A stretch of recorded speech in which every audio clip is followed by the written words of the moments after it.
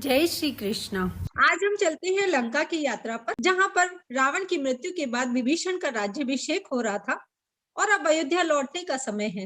राम जी चिंतित हैं। अगर एक दिन का समय बचा है और अमावस्या की रात्रि अगर अयोध्या ना पहुंचे तो भरत जी अग्नि में समाधि ले लेंगे। हनुमान जी को तुरंत दूत बनाकर प्रभु ने भरत जी के पास भेजा। चिंतित राम जी को देखकर विभीषण ने सुझाव दिया, प्रभु, रावण के महल में कुबेर का पुष्पक विमान रखा है जो मन की गति से चलता है।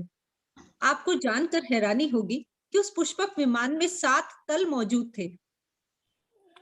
7 तल का वो विमान था और उसी में सब बैठकर अयोध्या की ओर रवाना हो गए।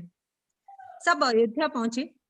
पूरी अयोध्या नगरी को दीपों से सजाया गया ताकि चंद्रमा विहीन उस रात्रि में अयोध्या में जलते दीप की झिलमिलाती ज्योति दूर से ही पुकार कर कह उठी, आओ युवराज, आपका स्वागत है। राम जी का राज्याभिषेक हुआ। कुछ काल के बाद एक दिन विजयदशमी के उपलक्ष्य में राम जी ने भगवती सीता से कहा, सीते, आज मैं तुम्हें एक रहस्य बताता हूँ कि मैं हनुमान जी के ऋण से कभी भी उऋण नहीं हो सकता। अगर हनुमान जी ना होते तो मैं शक्ति को प्रसन्न करके भी रावण को नहीं मार सकता था। सीता ने बोला, ये कैसी बात है प्रभु?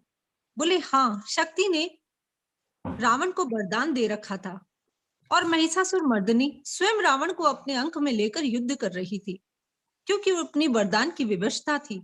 और जब किसी को एक बार वरदान दिया जाता है तो उस वरदान के एवज में जब तक वरदान पाने वाला कुछ दूसरा ना मांग ले तब तक उस वरदान को मां शक्ति को पूरा करना ही पड़ेगा। ये बात रावण जानता था। इसलिए जब मैंने मां शक्ति की आराधना शुरू की तो रावण ने भी एक यज्ञ प्रारंभ किया। उसने बड़े बड़े प्रकांड विद्वानों को बुलाकर एक यज्ञ प्रारंभ किया मां शक्ति को प्रसन्न रखने के लिए। हनुमान जी को जैसे ही ये बात पता चली, तुरंत एक छोटे से ब्राह्मण का रूप धारण किया और लंका में प्रवेश कर गए, जहां वो ब्राह्मण रावण के यज्ञ की तैयारियां कर रहे थे। अब ब्राह्मणों को जो भी सामान चाहिए होता, हनुमान जी तुरंत भाग कर ला देते। चाहे हवन की लकड़ी चाहिए, चाहे घी चाहिए, वो ब्राह्मण अगर मन में सोचते तो ही हनुमान जी सोचने के साथ ही तुरंत वो सामान उनके पास पहुंचा देते। ब्राह्मण अचंभित थे कि मनुष्य है या देवता है या महादेव का अवतार है, अंतर्यामी है, हम सोचते हैं और ये सामान लाकर दे देता है। ब्राह्मण उनकी सेवा से बड़े प्रसन्न थे। रात होती, हनुमान जी उनके पैर दबाते, उनकी सेवा करते। ब्राह्मणों ने प्रसन्न होकर कहा कि आज हम तुझसे बहुत प्रसन्न हैं, तू हमसे कुछ मांग ले। हनुमान जी ने कहा कि आप लोगों ने मुझे अपनी सेवा का मौका दिया, मुझे उससे ज्यादा कुछ भी नहीं चाहिए। अब तो ब्राह्मण और प्रसन्न हो गए। अब यज्ञ की पूर्णाहुति का दिन आया। सभी ब्राह्मणों ने सोचा कि अगर हम इस ब्राह्मण को कुछ नहीं देंगे तो हमारे को पाप लगेगा। तो उन्होंने बोला कि आज तो हम इस यज्ञ की पूर्णाहुति ही नहीं करेंगे अगर तुम कुछ हमसे मांगोगे नहीं, हमसे कुछ वरदान मांगो। तो हनुमान जी ने कहा, भूदेवो, अगर आप मुझे सच में कुछ देना चाहते हो तो आज जब आप ये मंत्र बोलकर पूर्णाहुति करोगे, जय त्वम देवी चामुंडे, जय भूतार्थ देवी हारिणी, जय सर्वगतो देवी काल रात्रि नमोस्तुते। अब सारे ब्राह्मण चौंके कि तुझे ये भी पता है कि हम कौन से मंत्र से पूर्णाहुति करेंगे? हनुमान जी ने बोला, हाँ भूदेवो, मुझे पता है। तो बोले, तुम चाहते क्या हो? बोले, मैं चाहता हूँ कि उसमें सिर्फ एक शब्द बदल दो। बोले, कौन सा शब्द बदले? तुम बोलो तो हम सारा मंत्र ही बदल दें। बोले, नहीं, सिर्फ एक शब्द बदलना है।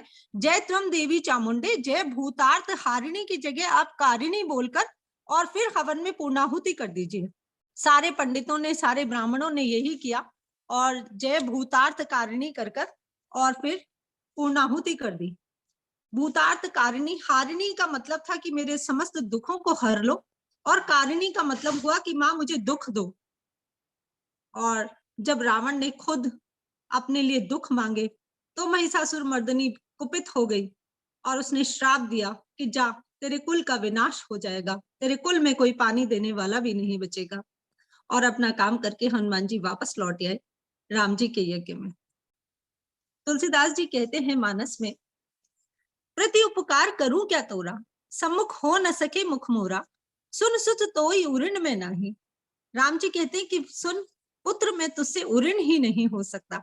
अब हनुमान जी ये कथा वहां सिर झुकाकर सुन रहे हैं। माँ भगवती सीता इतनी प्रसन्न हुई कि उन्होंने हनुमान जी को आशीर्वाद दिया, अष्ट सिद्धि नव निधि के दाता, असवर दीन जानकी माता। तो जानकी माता ने हनुमान जी को प्रसन्न होकर यह आशीर्वाद दिया। दोस्तों, ये कहानी हमें एक शिक्षा देती है कि जब हमें किसी कार्य की सफलता के प्रति आश्वस्त होना है, तो हनुमान जी की तरह हमें उसके हर एक पहलू पर पहले से ही विचार करना होगा, तभी सफलता मिलती है। जय श्री कृष्ण।